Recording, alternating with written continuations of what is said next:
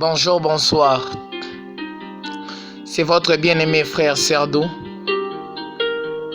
Et en ce moment, je choisis spécialement de vous parler d'un sujet intitulé « Le brisement de l'endurcissement par la puissance de la confession ». Le brisement de l'endurcissement par la puissance de la confession. Nous sommes dans Proverbe chapitre 28, le verset 13 qui dit ceci. « Celui qui cache ses transgressions ne prospère point, mais celui qui les avoue et les délaisse obtient miséricorde. » Tout d'abord, nous allons procéder par la compréhension du sujet. Le brisement de l'endurcissement par la puissance de la confession. J'aimerais parler ou expliciter c'est quoi l'endurcissement. Selon ce que dit Hébreux 3, 7, 8, la Bible nous donne ce que dit par le Saint-Esprit, vu que celui qui pousse l'homme à la repentance et à la confession, il dit ceci. Aujourd'hui, si vous entendez sa voix, n'endurcissez pas vos cœurs. Aujourd'hui, si vous entendez l'Esprit vous parler, n'endurcissez pas vos cœurs.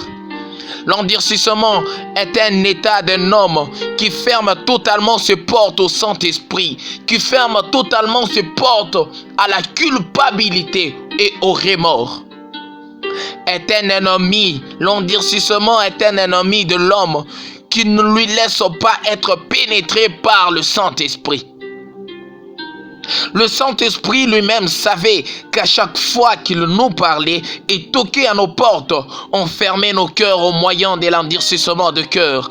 L'endurcissement de cœur peut pousser un homme à tuer son frère sans avoir aucun remords. Mais la confession, elle, est une puissance qui libère. La confession, elle, c'est une puissance. Dans la vie, on a tous passé par des choses horribles, dans des voies tortueuses. Et il nous arrivait même de dire, si seulement on pouvait avoir une seconde chance de refaire les choses à zéro, si seulement on pouvait avoir cette chance-là. Je sais qu'il y a des brigands qui m'entendent dans ces moments. Je sais qu'il y a des brigands qui sont asséliés. Peut-être ils ne le sont plus encore. Je sais qu'il y a des prostituées enseliées. Peut-être ils ne le sont plus encore. Peut-être qu'ils ne pratiquent plus cela.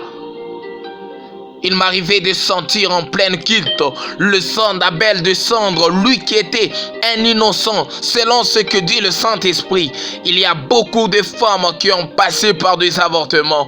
Je sens le cri de bébés innocents qui sont peut-être enfoncés au fond d'une toilette, au fond d'une rivière ou au fond d'une grande tranchée, et même dans des espaces tortures. J'aime être direct avec les hommes. Je crois fermement qu'au XXIe siècle, ce n'est pas un siècle où on doit camoufler les choses. Mais ces femmes sont enseliées, elles sont stables dans leur foyer, elles ont appelé cela leur plus grand secret, elles ont passé à autre chose, autres ne pensent même plus à leur vie ancienne, elles appellent ça état d'inconscience, mais c'est faux, elles étaient conscientes de leurs actes ignobles. Elles étaient totalement conscientes. Ma sœur, qui étais-tu? Qui vivais-tu avant de rencontrer l'homme que tu appelles aujourd'hui mari? Mon frère, qui étais-tu? Que vivais-tu avant de rencontrer la femme que tu appelles aujourd'hui épouse? L'argent, le business, le travail, les préoccupations t'ont fait oublier combien de choses horribles tu as faites. Combien de choses horribles tu as commises. Ça t'a fait oublier combien de fois tu fus prostituée. Combien de fois tu as couché avec des femmes. Tu as fréquenté des prostituées. Peut-être tu ne le fais plus encore. Mais l'as-tu déjà confessé ou tu continues à garder ton secret? Parce que Proverbe 28... chapitre, le verset 13, ne nous parle pas seulement d'abandonner les péchés, mais aussi de les avouer, car il est dit dans Ecclésiaste 12, 14, car Dieu amènera toute œuvre en jugement au sujet de tout ce qui est caché, soit bien, soit mal. Mes frères, n'est-ce pas que Dieu sait tout? Alors comment amènera-t-il en jugement ce qui est caché, lui qui sait tout? Il parle des choses que nous avons commises vis-à-vis des hommes, avec certitude que papa ne le saura jamais, que maman et nos frères ne le sauront jamais, que notre pasteur, notre conducteur ne le saura jamais. Mais Dieu, c'est un omniscient car il sait tout. Il sait tout. Quel genre de fille étais-tu? Quel genre de garçon étais-tu lorsque tu avais 15 ans, 16 ans, 17 ans, 18 ans? Aujourd'hui, tu es adulte.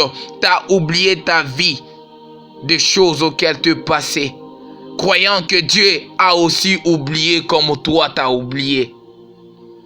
Pour nous, on appelle ça une période, un temps. Mais pour Dieu, c'est une vie. Dieu compte cela comme étant une vie. Mais nous pensons que c'était juste un temps et c'est passé et c'est tout. C'est faux, Dieu ne le prend pas comme ça. D'autres aujourd'hui ont déjà reçu des dons de parler en langue. D'autres même prophétisent, d'autres même prêchent et d'autres même voient Dieu le parler et cela le font croire que Dieu a fermé l'œil sur leurs péchés non confessés. Mais qu'est-ce qui est arrivé à Moïse? Il avait péché contre Dieu dans Nombre chapitre 20, le verset 7 à 12. Mais il ne s'était jamais repenti. Oui, Moïse ne s'était jamais repenti de l'acte qu'il avait commis vis-à-vis de Dieu. Mais Dieu continuait toujours à lui parler comme toi qui entends Dieu te parler. Il pouvait toujours prophétiser sur Israël comme toi qui prophétises toutes choses.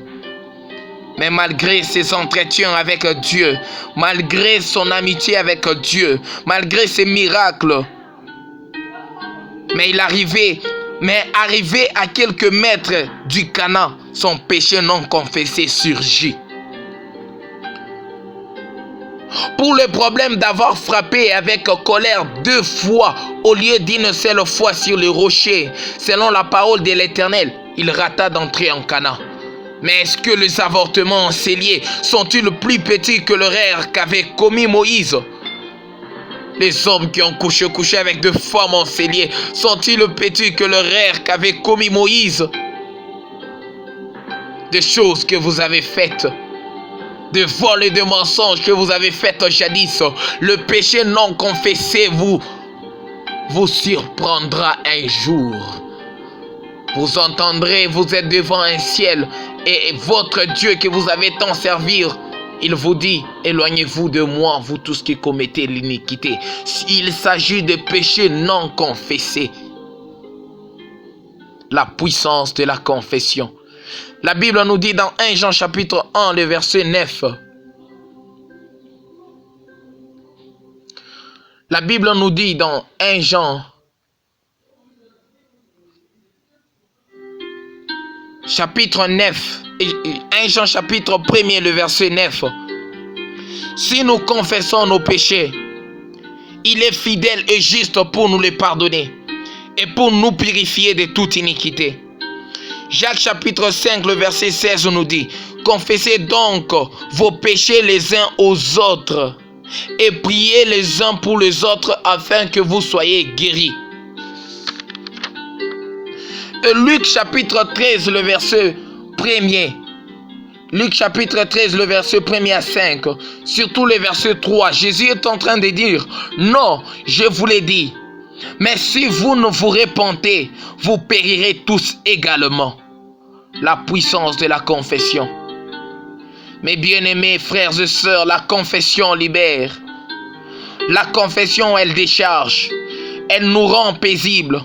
On aura à prier Dieu sans avoir aucun péché à la conscience.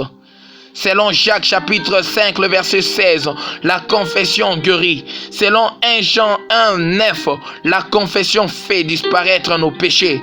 Selon Proverbe 28, 13, la confession nous donne l'obtention de la miséricorde. Les pharisiens et les publicains dont Jésus parlait. Jésus dit que le publicain rentra justifié dans sa maison. La confession justifie.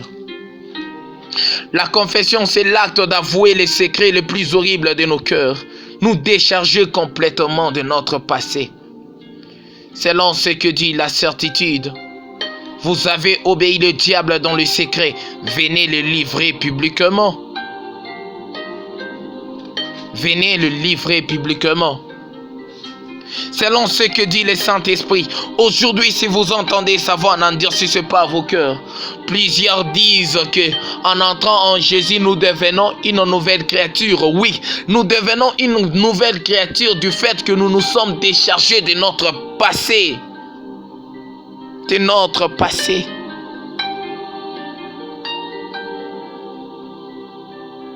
Mais bien-aimés, pour Jésus, brisez l'endurcissement par la confession et vous serez guéris et libérés.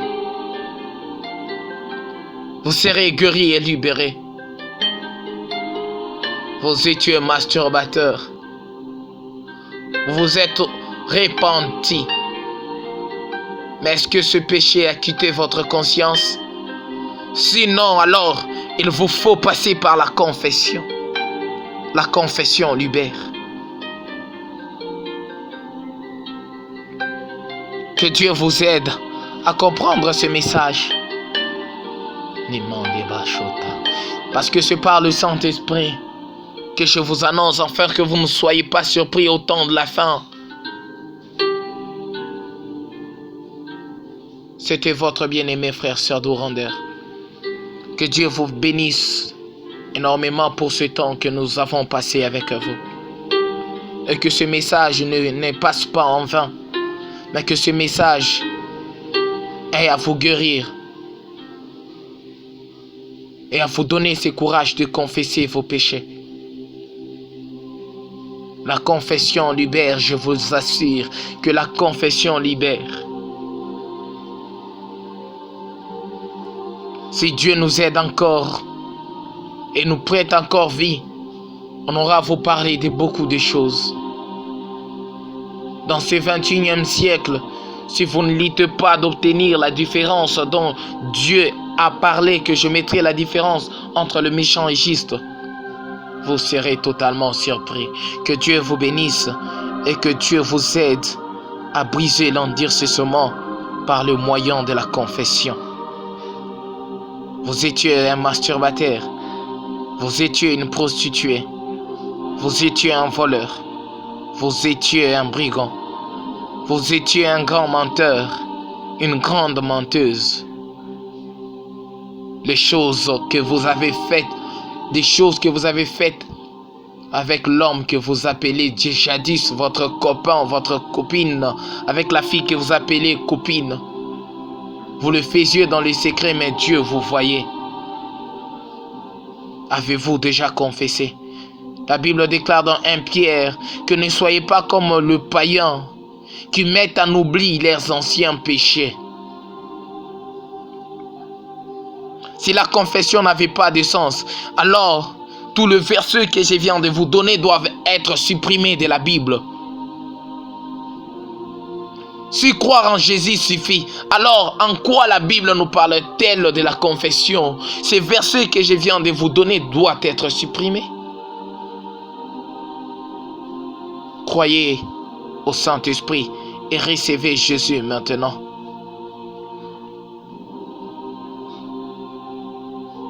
Dans le nom puissant de Jésus. Amen.